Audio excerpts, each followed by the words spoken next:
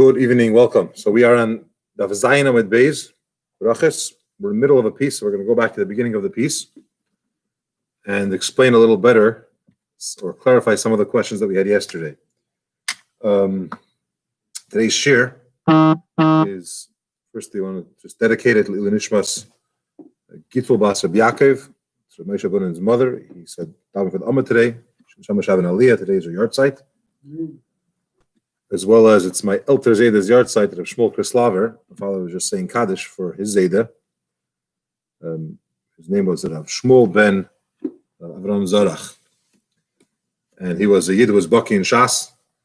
The Rebbe Rashab sent him to teach the Gerari children. They were able to afford the private Malamed. So the Rebbe Rashab sent my Zayda to learn with, my Elter Zayda to learn with them Nigla, and Yisrael Neva to learn with them Chassidus. My other Elter Zayda said that in Lubavitch, when they needed to look up a Gemara, they would just ask my Elter Zayda because he was Baki in Shas at a very young age. Huh? Yeah. Here also is not always enough. Okay. But Amar Rabbi Yechanan ben Yochai. Rabbi Yechanan says in the name of Hashem ben Yochai, Mutal is Godes b'Rishayim be'Elam Hazeh. You're allowed to contend with wicked people in this world, which means you don't have to be so worried of starting up with them in the sense of calling them out or to do something wrong, to say what they're doing is wrong, or even condemning them in this world. Shenemar, as it says, those that have forsaken Torah, they're the ones that praise our Rasha. The Shemrei Torah, those that keep Torah, Yisgarubam, they're the ones that do contend with them, that do criticize them, or put them in their place. Because if you keep Torah and you see someone that knows better and is knowingly opposing Torah, you say something about it. To back this up, the Gemara brings a Braisa. Tanya Nami Hachi, we also learned a similar thing in a Braisa. They stay b'Rematun Eimer. They stay in the son of Rematun says, Muter is Godes b'Rishayim be'Elam Hazeh. The same thing, you're allowed to contend with wicked people in this world. Shenemar Eizvei Torah Yahalu Rasha. Same pasuk, that those that have forsaken Torah, they praise the Rasha, which means it's a negative thing, it's a problem to praise the wicked, and so on. But then the Braisa continues, if someone's going to whisper in your ear, Lemar, and he's going to say, there's a different pasuk which says you should not compete or start up with those that are, hang out with those that are wicked, and be jealous from those that do bad. So it's the same category, being jealous of them or starting up with them. Or why do you have anything to do with them? And Merlai tells such a person, someone that's concerned about his averes that he's done, or their behaviors, they're concerned regarding that. It says, don't hang out with those people. But you do have a pasuk that says, don't do it.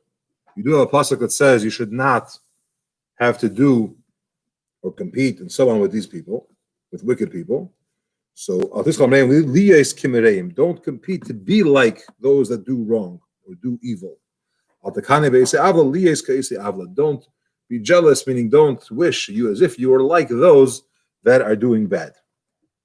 The Eimer in the pasuk says in Mishlei, don't be jealous and say, oh, if only I were able to do this and this lifestyle, if only I'd be able to behave in this way. Rather, your whole day should be in Yiras Hashem and fear from Hashem. In the Torah of this week, in the second line, he brings that a person through his Beinunot, his whole focus should be only on serving Hashem, and that's all that he cares for. Fact the Gemara, not so fast. This is not the case. Rabbi Yitzchak said that there is a difference when you could go up against a Rasha when you can't.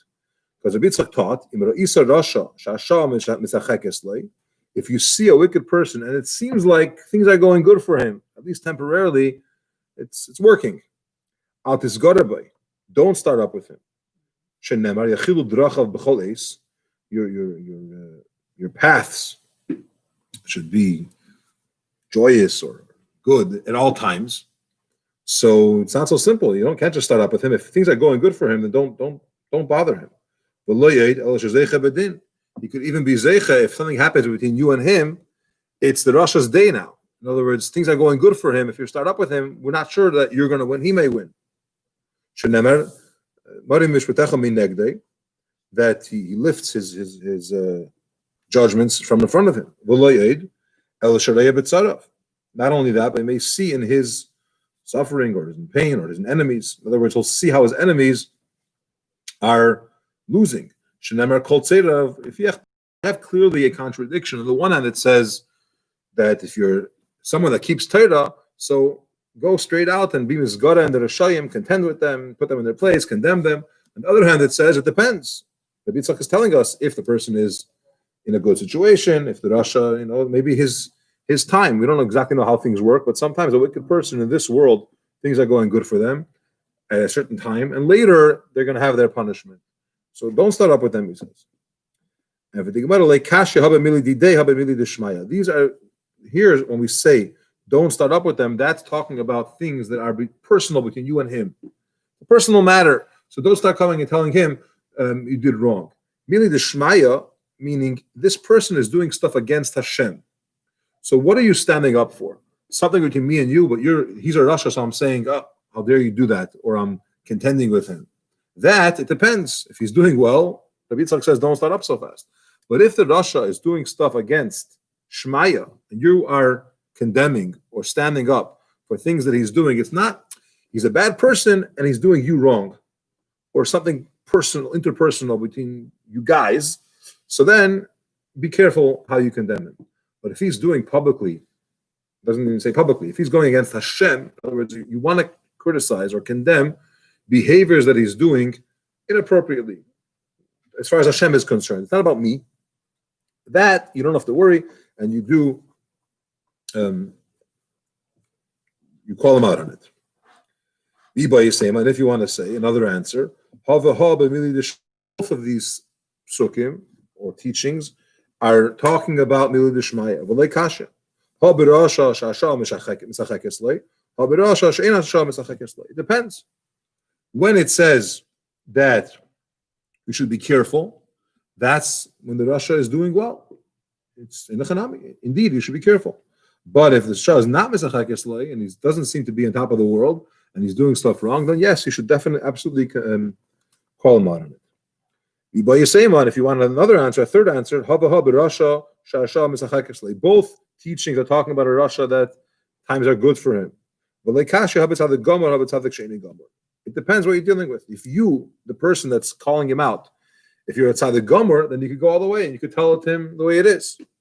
But if you're not a tzaddik gomer, then you have to really consider: am I doing the right thing? Because is he shal misachek eslei? His things are going good for him. Maybe I shouldn't tell it to him, and so on and so forth. So, if you combine all these answers together, you have a few different ways to look at it. Huh? I'm saying they're not contradictory really to each other. If you're a real tzaddik, you could call him out. Yeah. It's also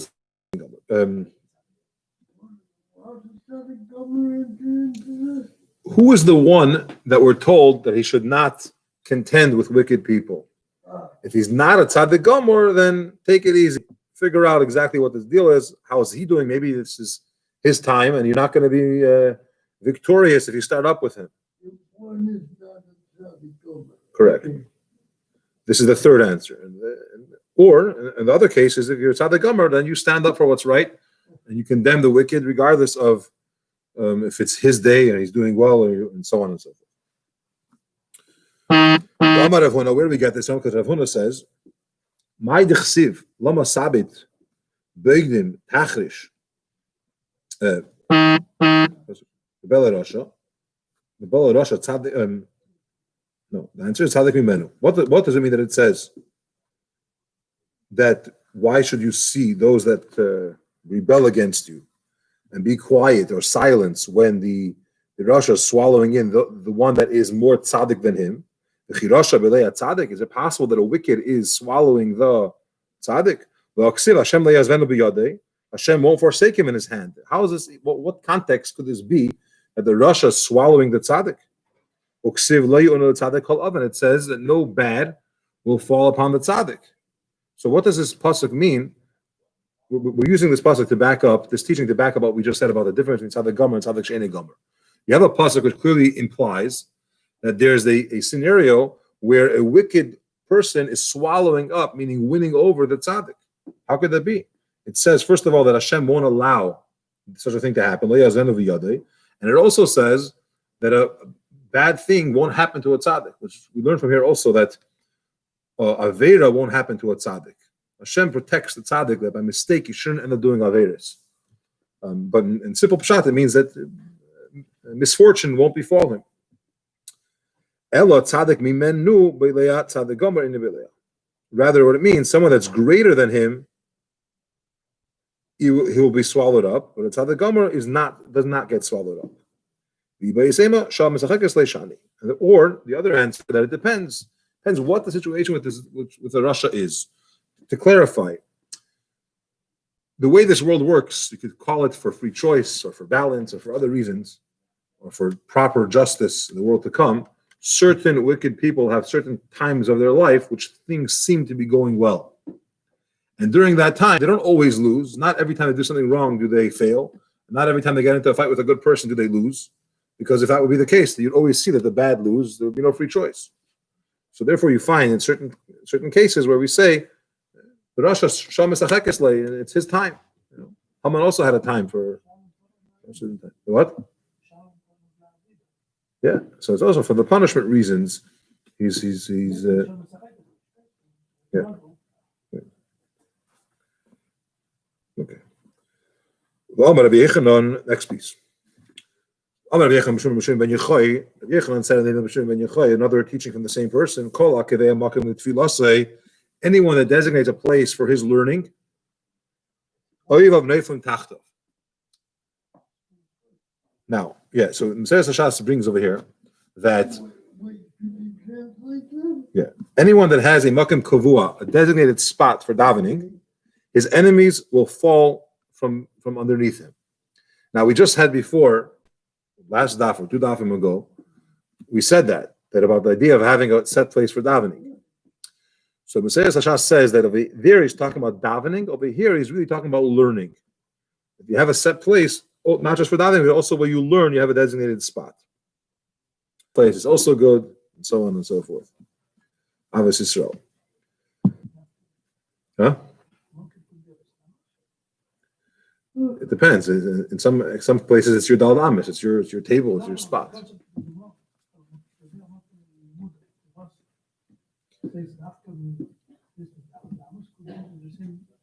When we learned it last time, the first part about davening, it's a certain place, and even not on shul, even in your house, you have a set place. This is where you daven.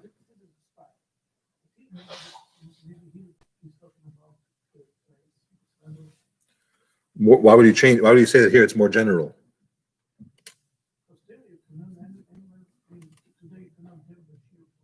Okay, so later the Gemara is going to bring that there's a concept of hanging out in the Beis Medrash, because we'll get to it that living in Eretz Yisrael gives you long life, arichas yamim. But if someone is not in Eretz Yisrael and he's in shul, in the Beis Medrash, it also gives him long life. We're going to bring various Amirayim that told their children they should come to shul the first and leave the last, and basically be there as much as possible, because that's the Beis Hamikdash, or that's the Eretz Yisrael today. If they were in Bavel, they weren't in Eretz Yisrael, and we considered being here. So I don't want to. It doesn't have to mean only Beis Medrash. Beis Medrash is a given, perhaps. But anyway, we'll get to that part, and hopefully we'll have more clarity. What's the pasuk that proves that if you designate a spot for your learning, then your enemies will fall? The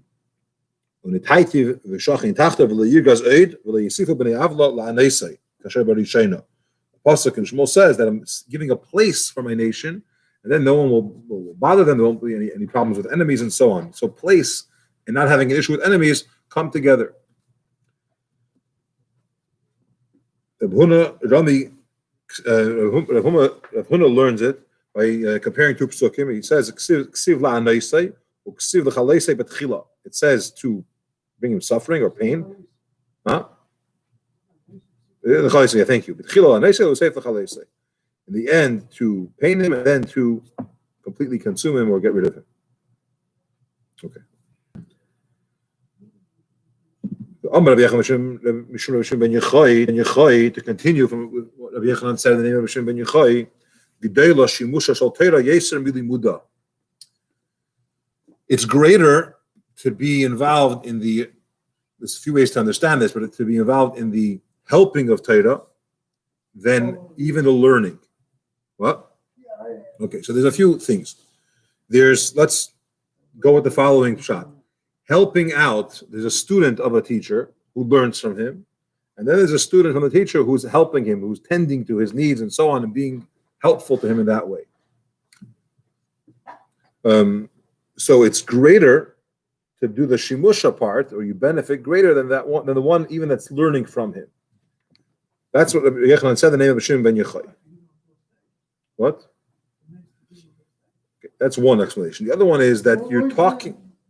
There's another way of looking at it. If you're one person, if you're one dollar, and you have a Rabbi, you've got a choice. You can either spend all your time learning from him or all your time taking care of him. It's better to spend your time taking care of him.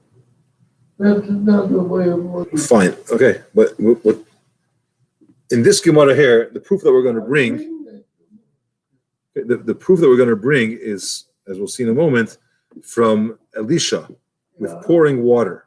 Okay, so the pouring of the water is the greatness here, even though it's technical, it's not teaching him, right? There's also the idea of talking and hanging around, so to speak, with Talmidei Chachamim. You benefit more than from the actual learning and so on. There's different depths to this teaching. But where we are now, Elisha ben Shaphat,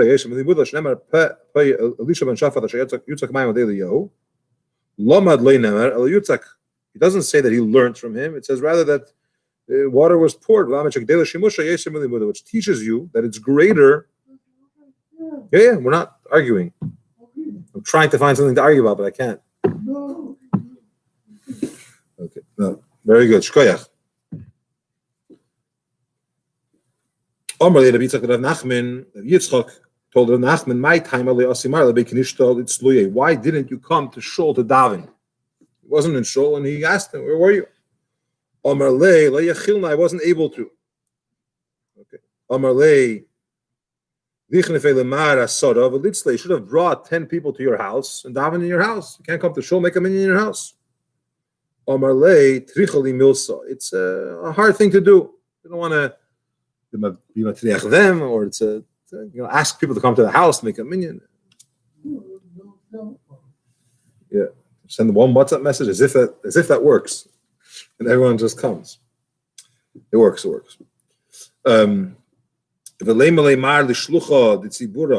So he told him, well, if you can't come to Shul, you can't bring a minyan to your house, tell the shliach tzibur, tell the chazan, either the matli tzibura leisei ulidei lamar. When the minyan is davening, you're the chazan.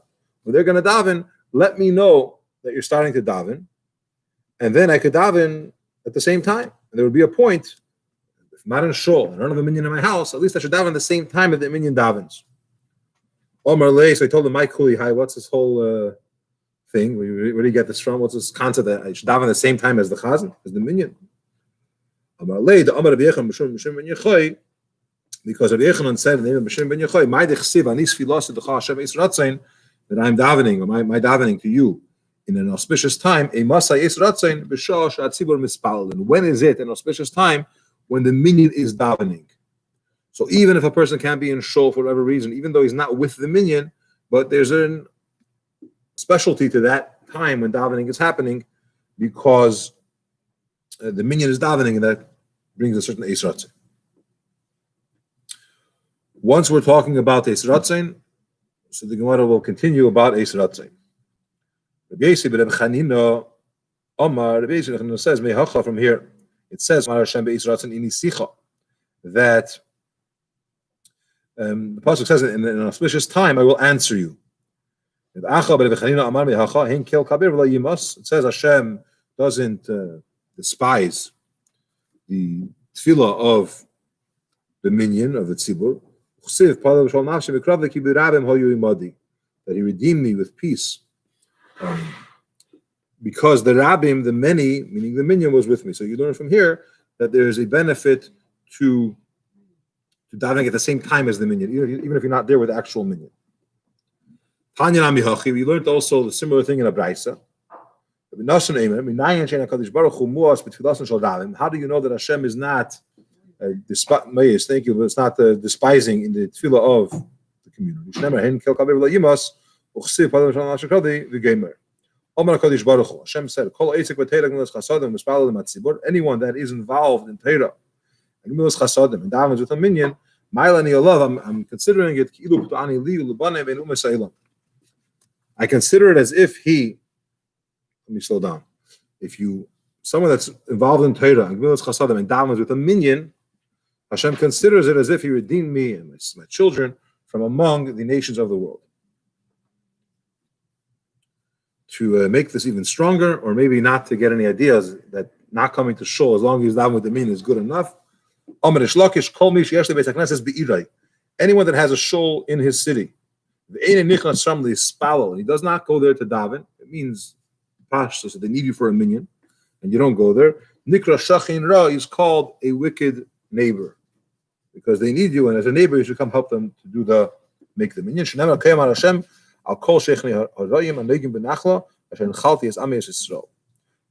Not only is he called a bad neighbor, he causes exile for him and his children. We just said before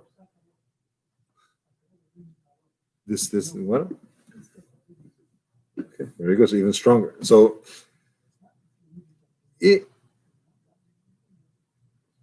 But it works exactly the other way around. We said that when you down with a minyan kilu pudani, it's as if you redeem me, and if you don't, then it's as if you caused galus for me and my children. We have to do the Rashis, and we have to continue with Hashem tomorrow.